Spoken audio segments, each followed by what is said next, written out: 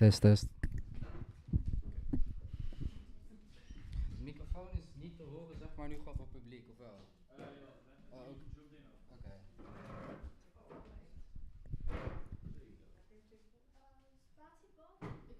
Ja. Ja, nee, allebei kan, alles kan pijltje, of alles kan spatie, maakt niet uit.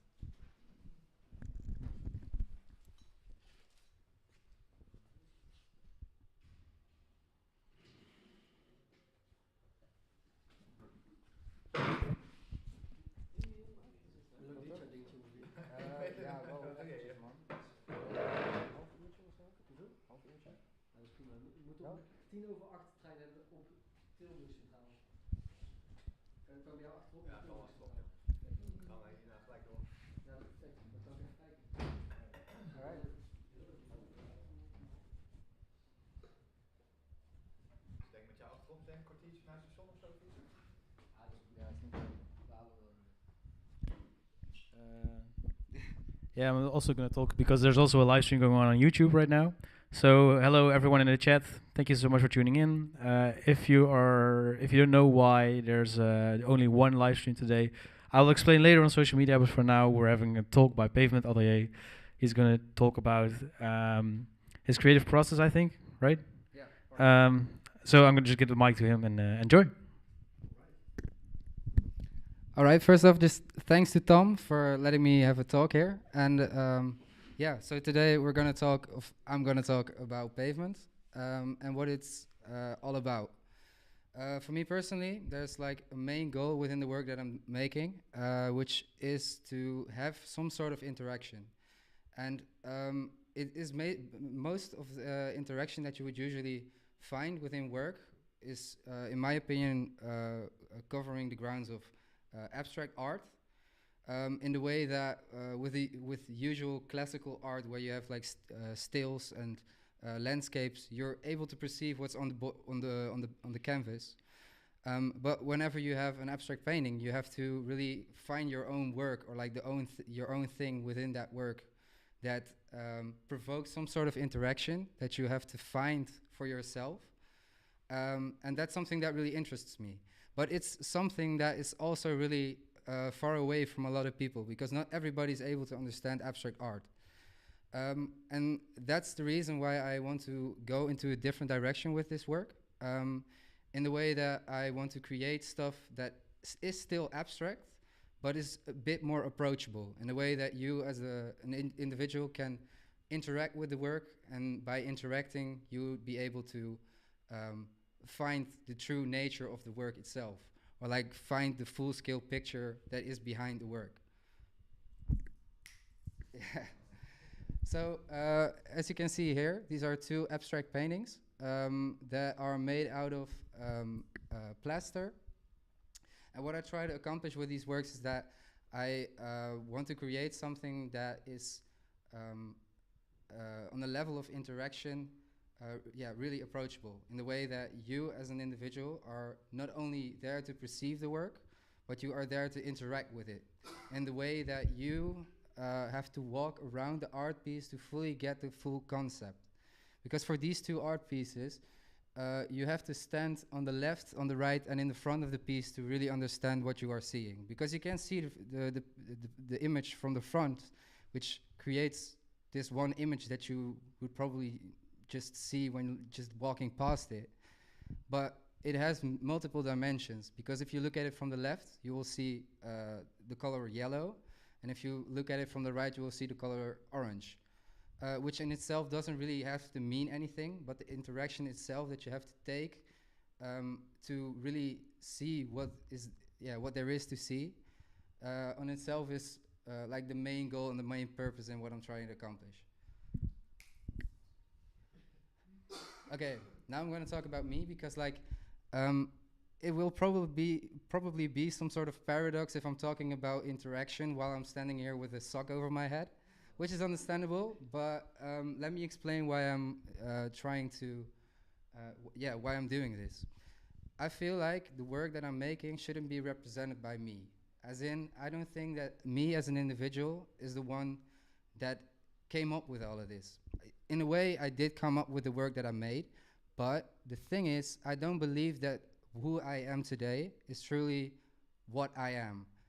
What I am is the thing that is formed by all the things that surround me, as in the influences that I have, my parents, my friends, my school, everything that I've been through, is what formed me as this individual that you see here on the board, in a way, because it's not really visible who I am. It's also not as if I don't want to be seen with my work. I don't mind if people notice me for the things that I create.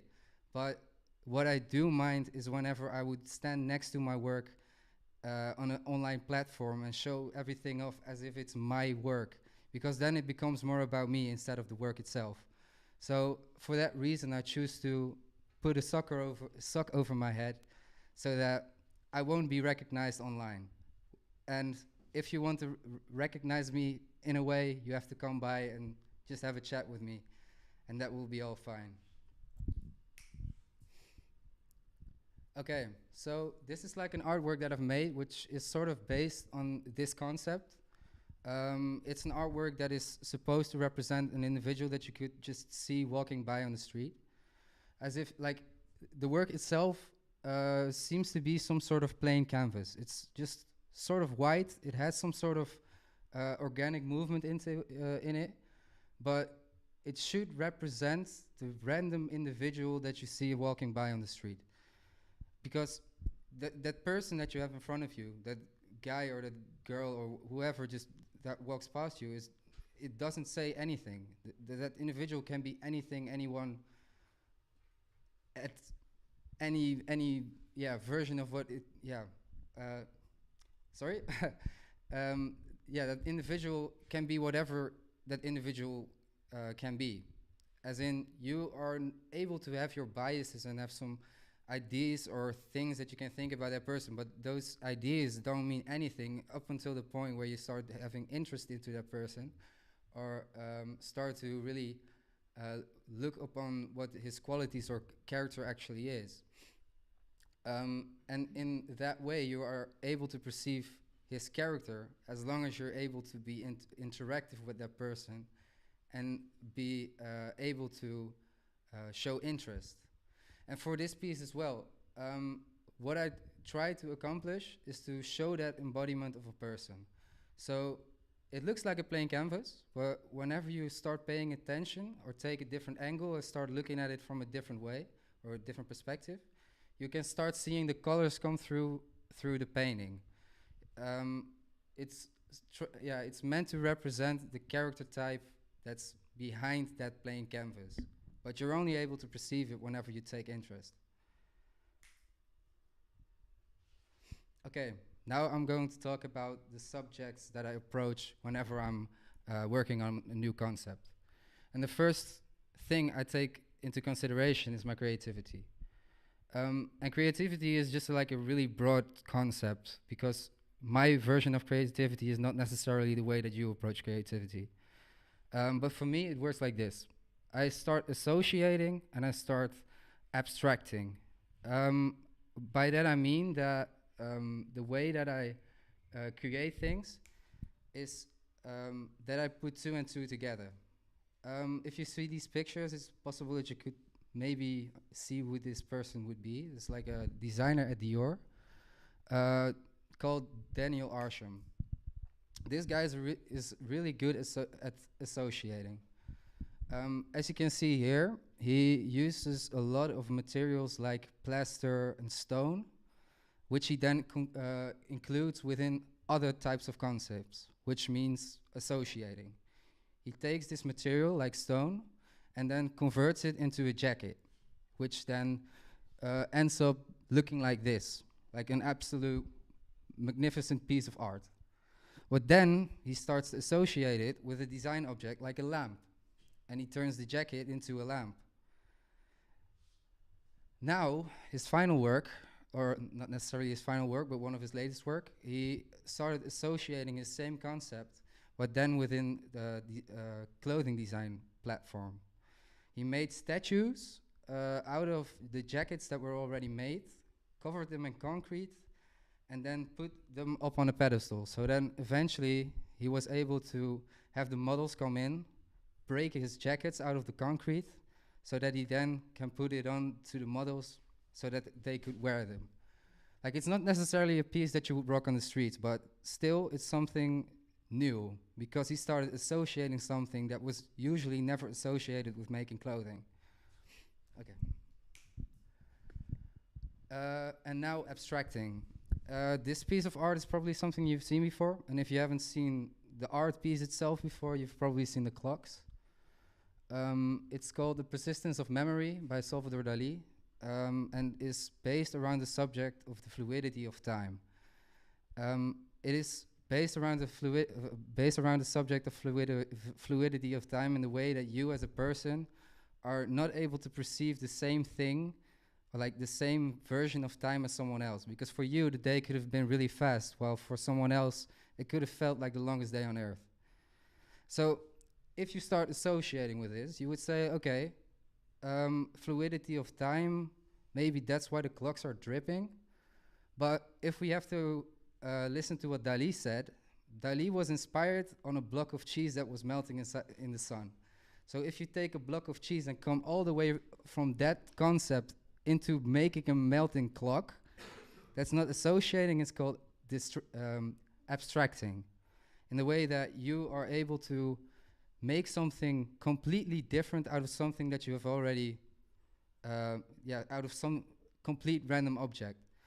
And in the way how you could possibly do this is to just take one object and then look at this object and find the elements of which that object is made up out of. So for the block of cheese, you can look at the way that it's melting. Like, is it able to form into a new type of material? You can look at, does it have holes inside of the block of cheese? Is the block of cheese round? Is it square? Like, all these different elements that this block of cheese can have are elements that you can use by, that you can use in a way to convert it into something absolutely different. Because you don't have to see the block of cheese as just a block of cheese. You can look at the block of cheese as something made up out of all these different types of things. What I want to say with this is that the only thing you have to really do to be creative is just to be aware of your surroundings and the way that these surroundings are made up.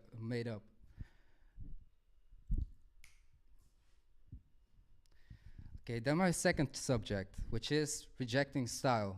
And I'm not saying that style is something that you have to quit on, because in some cases it does work and it's really necessary for building your own name and your own brand. But looking at the progress in AI nowadays, it seems to be something really, it's something really interesting, but it's also something really scary if you really take your style as your main subject within the things that you're making. For me, having a style is something that comes by nature. It's just the way that you behave, the way you act, the way you make things. Same goes for your handwriting. Some people were in preschool were always picked out by the tutor because their handwriting wasn't readable, but always the tutor knew what person that was, because the handwriting itself was recognizable. So in my opinion, style is something cool and really easy to understand, but it's more like some sort of unconscious behavior or something you don't really have to think about, which creates something that is recognizable. Okay, so I want to do a quiz just to check out if everybody has some sort of knowledge about which type of artist this could be, or like if we can all recognize the style of the artist. So if you know or think you know who this is, you can raise your hand. Van Gogh. Next one. It's maybe a bit harder. Da Vinci, yes. This one. Dali, yes. Basquiat, all right. It's maybe a bit harder. Jackson Pollock, all right, okay. Last one? Banksy, yes. Okay, so these were all generated by AI. So it's pretty cool that you can all notice who this was, even though it was never even touched by anyone's hand. So in a way, we're at the point already that style is already sort of replaceable. If I could choose to make 4 paintings, scan these paintings in, and put them into a generator, I could be posting on Instagram for the rest of my life. And this is still in the kiddie shoes of what this can potentially be. If we're looking at how smartphones developed over the past 20 years, it's absolutely crazy at how far we've come. Because like in 2002, we didn't really have smartphones, we just have phones. Just phones where we can call with, but we wouldn't really call anyone because it was way too expensive to just get one call across. And then 10 years later, we had smartphones. We were able to use YouTube, download Clash of Clans, play games, do whatever we wanted. And now we're at the point of having phones that can fold open, do some other weird stuff that we don't really, like what's the actual use for that? We're just zoned out into these phones. And if you look at AI in that way, we're just in the first couple of years that this stuff is going on. I don't know where this can bring us, but like, if we're looking at it as from the same perspective as with these mobile phones, this can really go into a weird direction. Okay, next subject, diversity.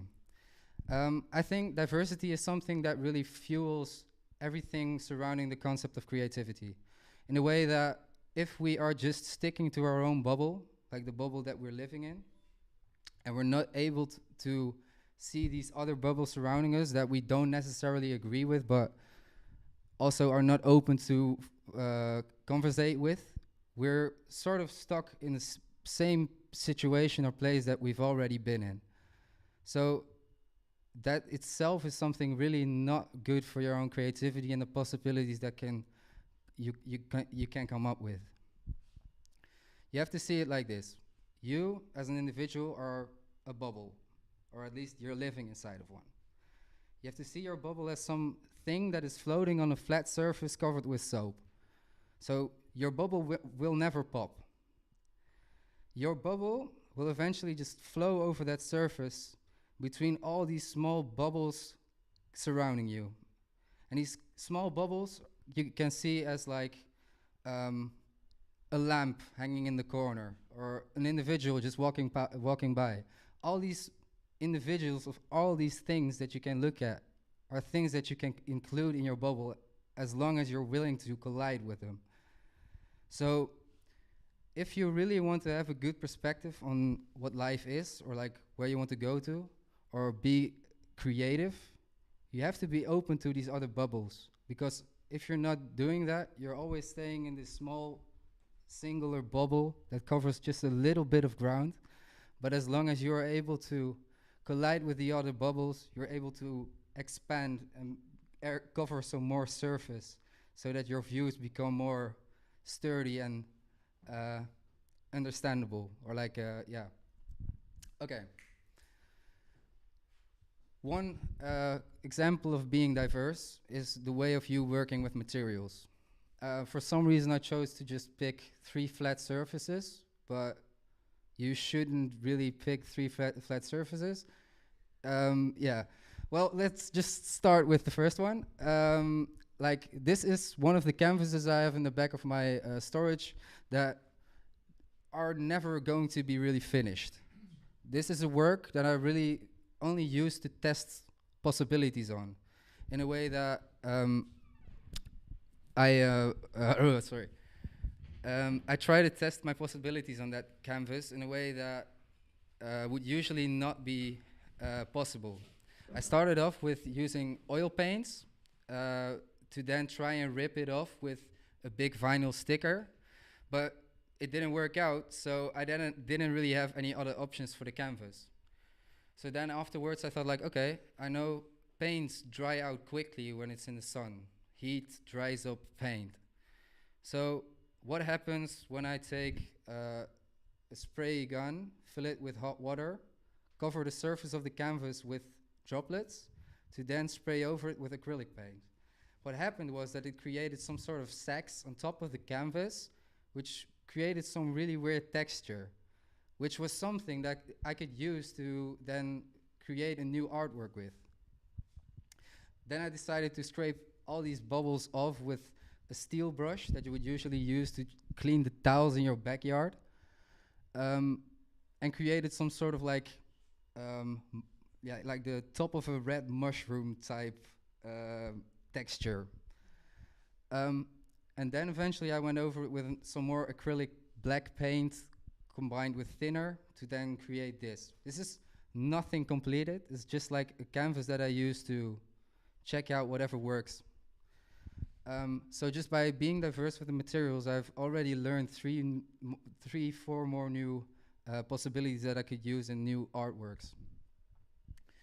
For this piece in the middle, I started a concept around the venue of Pot, which is a techno event, where I really wanted to embody the feeling and the vibe of the evening.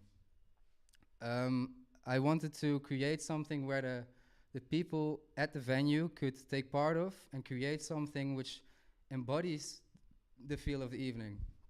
What I wanted to do then, or like what I tried to do, was to find a way that people were able to write something or make something on a canvas without having to use any paints. Because if you're at a techno event and there's like all these spacey types running around, it's probably not the best thing to use paints because everybody will be covered eventually. So I decided to find a new material, which eventually was car wax, because car wax makes it so that paint won't stick to the surface.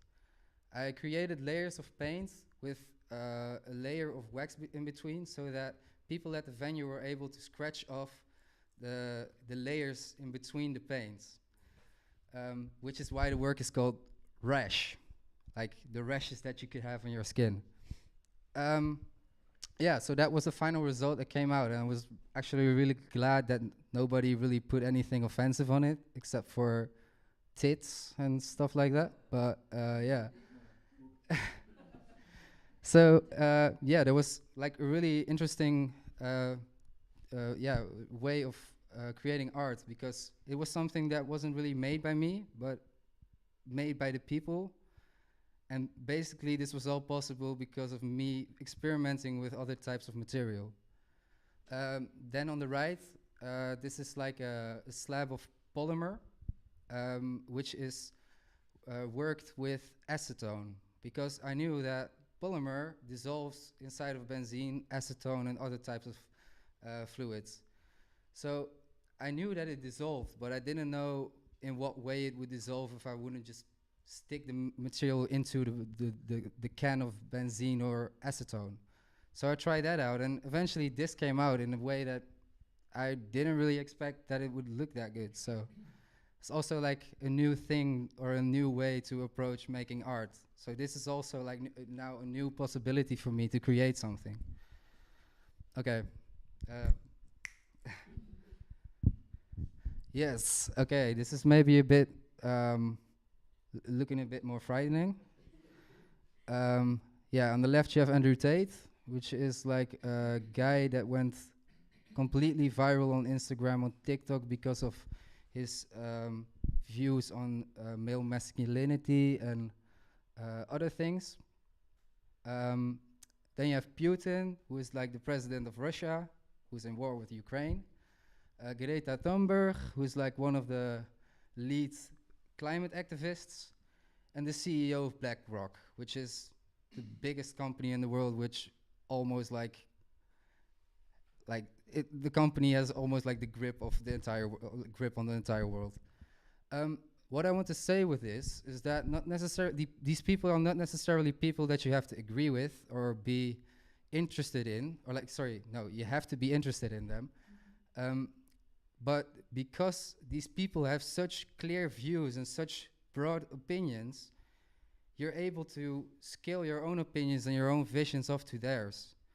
And if you're able to perceive yourself as the main object or like the main character within your own story, you're able to see these people as just people that have their own visions themselves. And you don't have to take in everything what they say as something seriously or something that is important or true. It's more that you can take in what they're saying and form your own opinions on the subjects they're talking about. So in that way, you're not necessarily being diverse yourself, but you include yourself within the diversity of all these different people with their own opinions. Okay, and then my final subject, goal and purpose. Goal and purpose is something which, in my optic, sort of comes eventually whenever you're living through life consciously. Whenever you're taking in the things that's surrounding you and are like, um, and when you're able to reflect on these things um, from throughout your own mind and throughout your own visions and perspective. Um, the thing is, I can't tell you guys what your goal and purpose should be. That's something you have to figure out for yourselves. But having a goal and purpose is something which I change of like intertwine with having a style. Having my goal and purpose is my style of making work. So in my case, my goal and purpose would be to be interactive or make people understand the idea of having to be interactive and looking around you and being aware of your surroundings. So yeah, for me, that's the main goal. And yeah, hopefully for you, you can find your own goal as well. That was a presentation. Yes. Hope you enjoyed.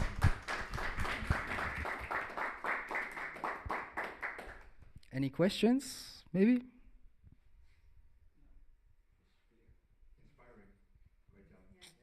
Thank you.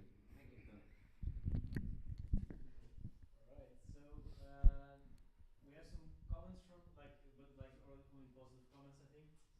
Someone says, "I watched all the Dreadlabs tutorials, and now you're telling me I'm a bubble." But most of the comments are, "This is so cool. Thank you for sharing.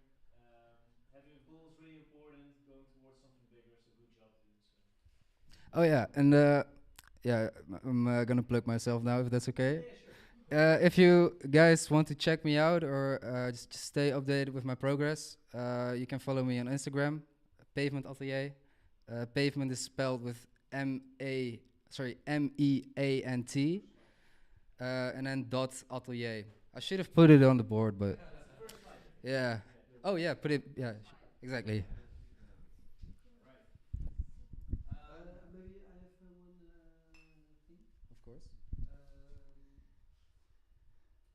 You talked about diversity, Mm-hmm. and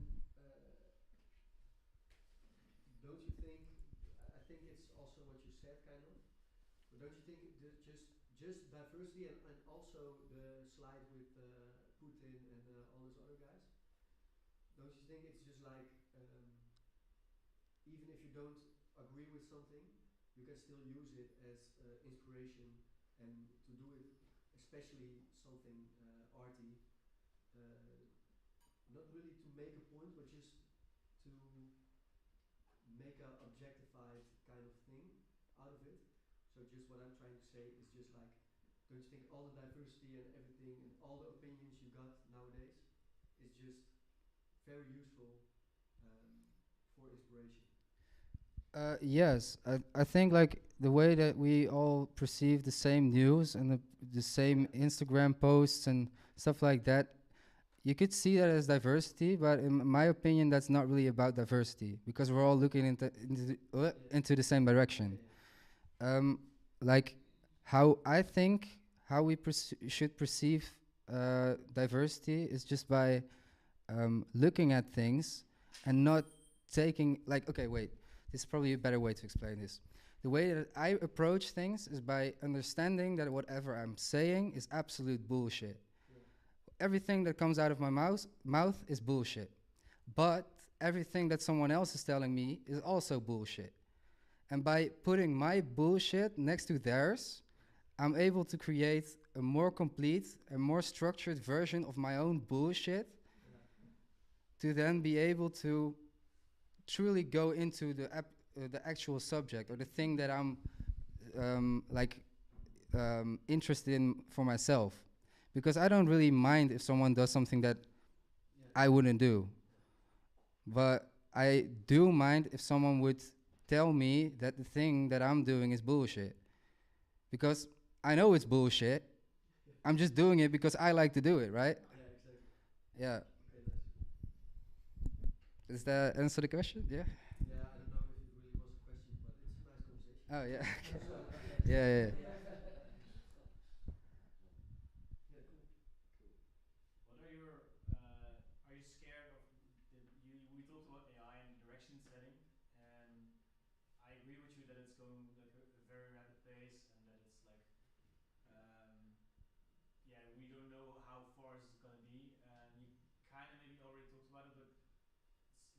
you don't really care about style, more about like the way you come to your methods and your process. Are you scared of the direction AI is headed? Not only in a visual art and a digital art state, or maybe like even in a direction where it's going to be physical one day? Yeah, like in a way, I do think that my work itself can become replaceable as well, but my focus is purely on creating new things. And like for me personally, the works that I've made are just the works that I've made. And if I would sell something, it's not necessarily that I want to sell the work that I've already made, but I can take in like a commission and make something based around the work that I've already made and then sell it to that person. So for me, it's not really about the work itself, it's about the concept that I'm trying to sell.